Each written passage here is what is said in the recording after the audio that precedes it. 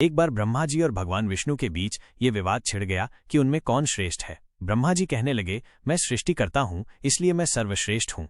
विष्णु जी बोले, मैं पालन करता हूँ, मैं ही श्रेष्ठ हूँ। दोनों देवताओं का ये विवाद इतना बढ़ गया कि ब्रह्मांड में असंतुलन उत्पन्न होने लगा। उसी समय आकाश से एक दिव्य अग्नि स्तंभ प्रकट हुआ। यह स्तंभ इतना विशाल और प्रकाशमान था कि उसका कोई आदि या अंत दिखाई नहीं दे रहा था।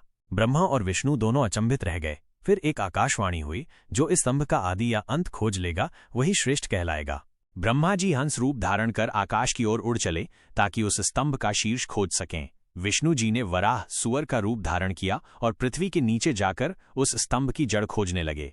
हजारों वर्षों तक दोनों प्रयास करते रहे, पर न ब्रह्मा जी को उसका आदि मिला, न विष्णु जी को अंत। विष्णु जी ने हार स्वीकार कर ली और लौटकर बोले, यह अग्निस्तंभ अनंत है, मैं उसका अंत नहीं खोज पाया, ये मुझसे श्रेष्ठ है।